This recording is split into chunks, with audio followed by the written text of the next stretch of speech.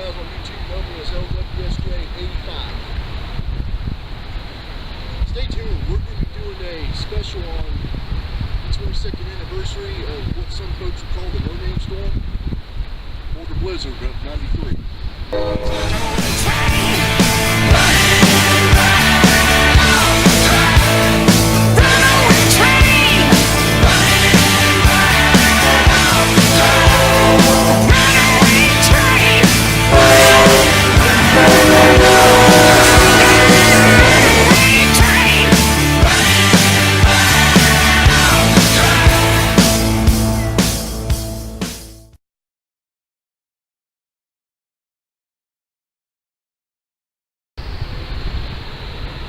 Today we're out here on scene here at the Sutton Dam here in Sutton, West Virginia on March the 15th, 2015.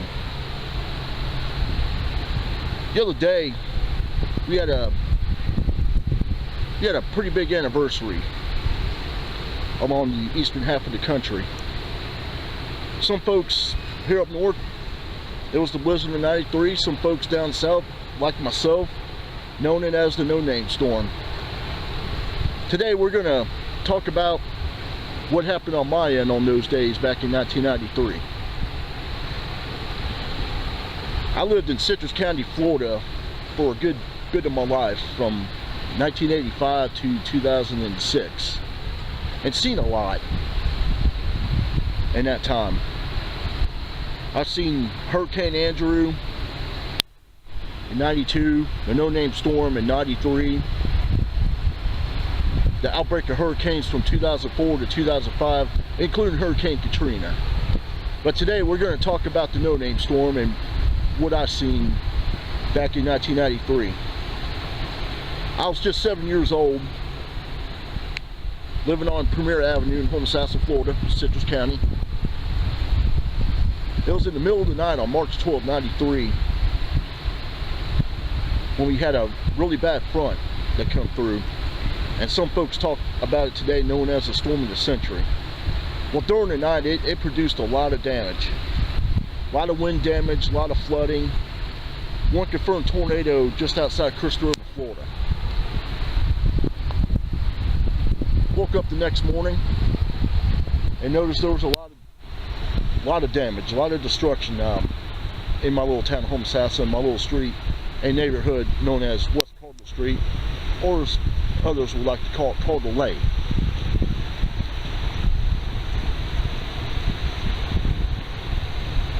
All I can remember from that day was just a lot of destruction. We had lots of wind damage, lots of torrential rains, hail, a couple thousand cloud to ground lightning strikes. Just destruction all over the place. Later on in the morning that day, on March the 13th, 1993, that was a Saturday that day, we ventured out into the town of Homosassa, looked at all the damage that the no-name storm had caused, went down into Old Homosassa, which was west of US Highway 19. There was nothing left of that town. The whole town of Old Homosassa was flooded out just in 2 days period. Storm surge, flooding, high winds had drove the waters from the river in the Gulf of Mexico up into the town.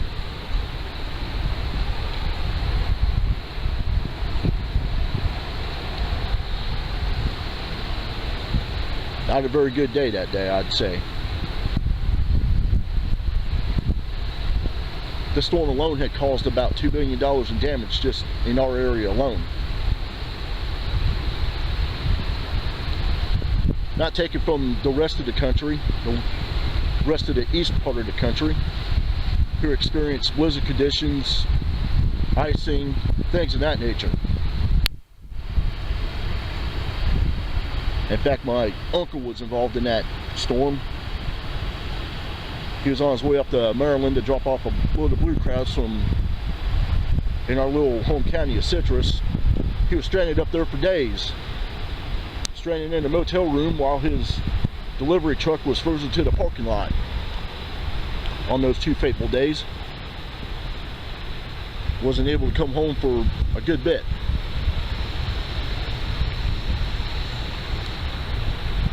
That was the blizzard and the icing aspect of that storm.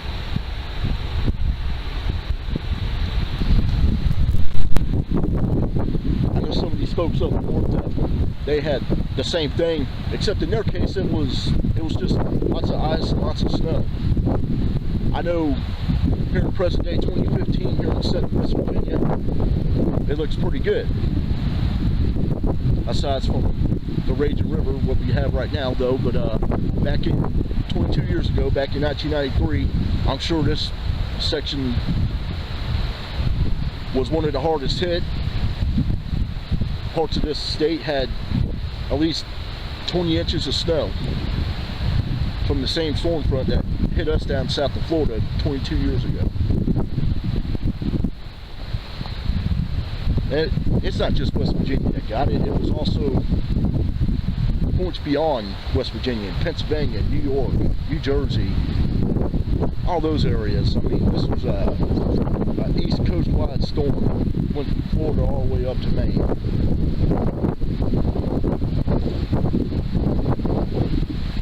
Just a lot of damage, and a lot of folks lost their lives that day, and a lot of damage altogether from the storm was just horrendous. Now back to Florida for just a minute. A lot of folks say, why was it called the no-name storm? Well, it goes like this. The no-name storm, the reason why it was called that was because when it hit shore at 11 o'clock, 12 o'clock at night on March 12th, March the 13th of 1993, it had come on shore as if it was a Category 2, if not a Category 3 hurricane, bringing winds of 90 to 120 miles an hour, storm surge as high as 20 feet, and lots of high winds. That's what the no-name storm was all about. That's why it got its name.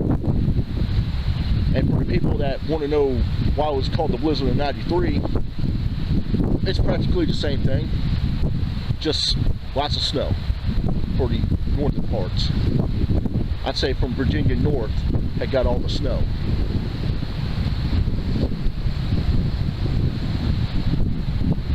Real terrible time back in 1993. And for those who lived through it, those who went through it, you can pass this on to the next generation or the next 2 or 3 generations about how you went through that major storm, the storm of the century of '93. I appreciate my YouTubers listening to this story, and I would be fondly appreciated if you used to like the video and subscribe to my channel, which was LWSJ85 on YouTube.com. Not much is going on. As you can see right now, we're on the Elk River here in Sutton, West Virginia. We're still thawing out from the snowstorm we had a few weeks ago. This is all the raging water from the snow and the last rains we've had. But it's definitely not as it was 22 years ago, back on March 12th and March 13th, 1993. I hope you all enjoyed this video. And once again, if you want to see more of my videos, LWSJ85 on YouTube.com. And I would appreciate it a lot more if you like the video and subscribe to my channel as well. Same channel name. Thanks for listening to me. I am Larry, LWSJ85, signing off.